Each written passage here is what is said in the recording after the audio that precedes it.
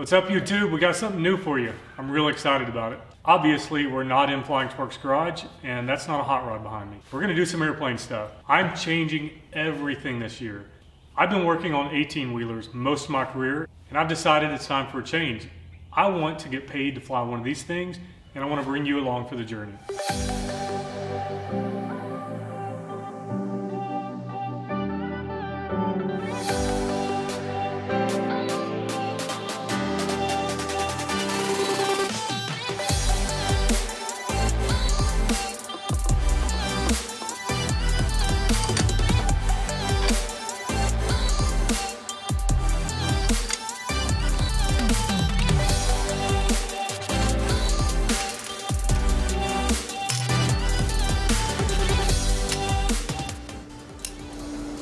That's our parts washer.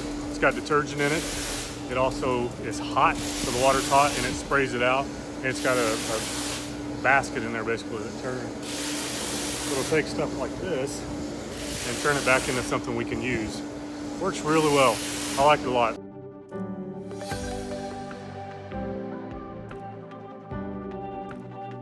Now I'll throw these injectors in here, put the rockers on, the jakes, get it all tuned up, and then we'll crank this sucker up.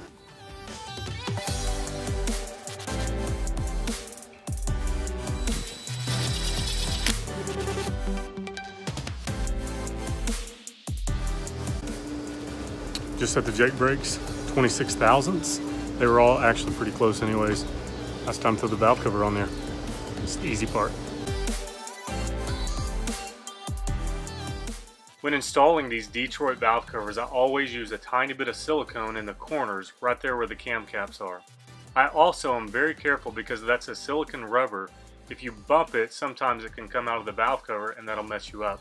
So just keep an eye on it, watch it, make sure it goes down flat, and bolt her up. They seal pretty good once they're on.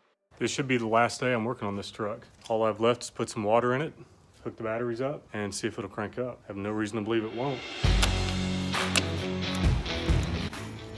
Everything's harder to do with one hand when you're holding the camera.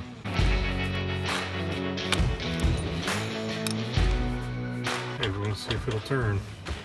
We're gonna spin it over until we get oil pressure. I'm not even gonna try to let it start. That may take a little while.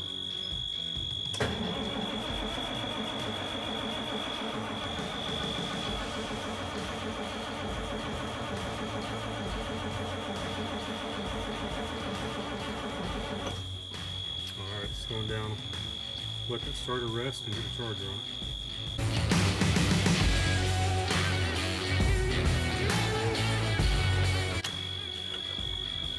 Here we go.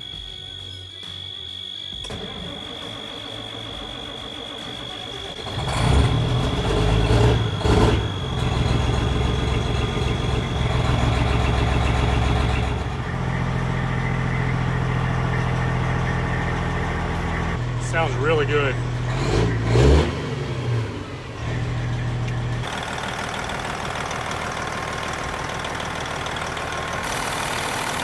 Now that the dirty work's done, I can't wait to show you around the hangar.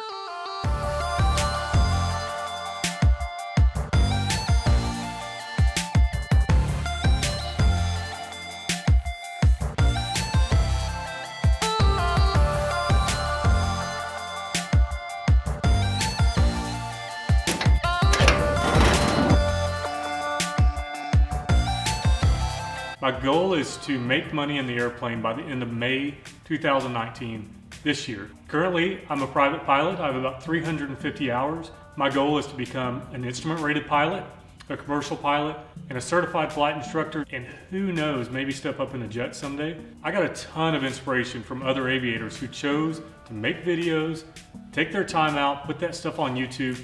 It was inspiring and it was informative, and this is my attempt to be the same. If you followed Flying Sparks Garage for a while, you know we own this 172 behind us, and we have for about 4 years. We travel all over the country in it. Being as this is my first video of the year and the first video of a new series, I really wanted to take you flying.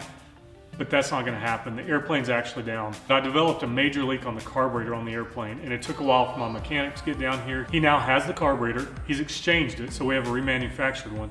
We're just waiting on him to get time to come down and put it on. For now, I'll walk you around the airplane, show you some stuff maybe you didn't know. I don't know what you guys want to see, so I'm just going to start putting footage out there. Your feedback's going to do a lot to help me develop the content into something that you guys really like. Let me show you the cockpit.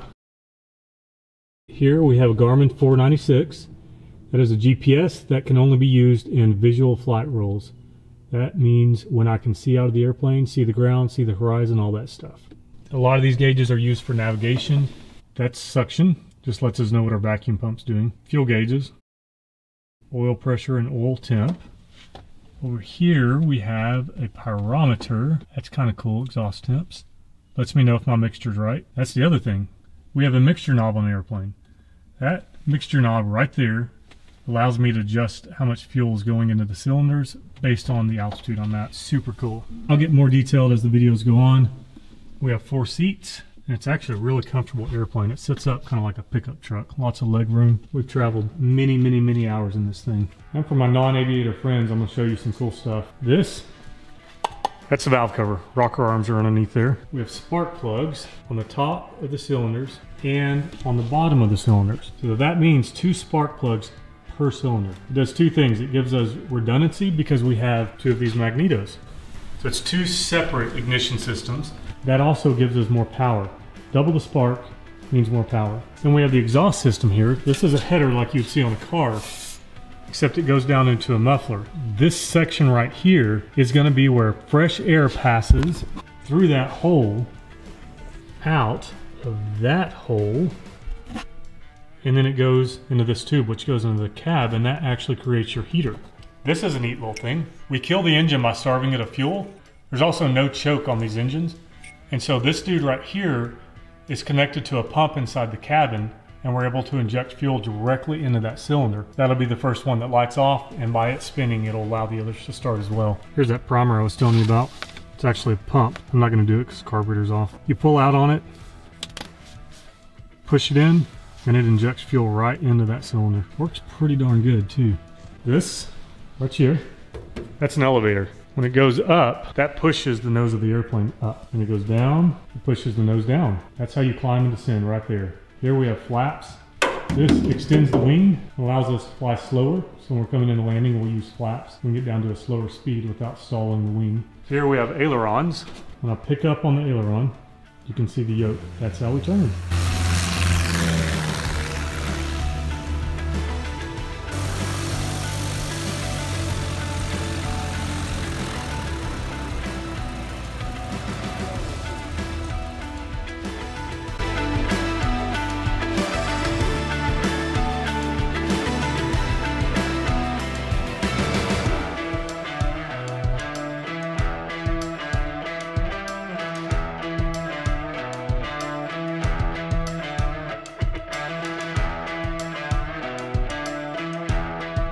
Thanks for watching. Hit us up in the comment section. Please subscribe.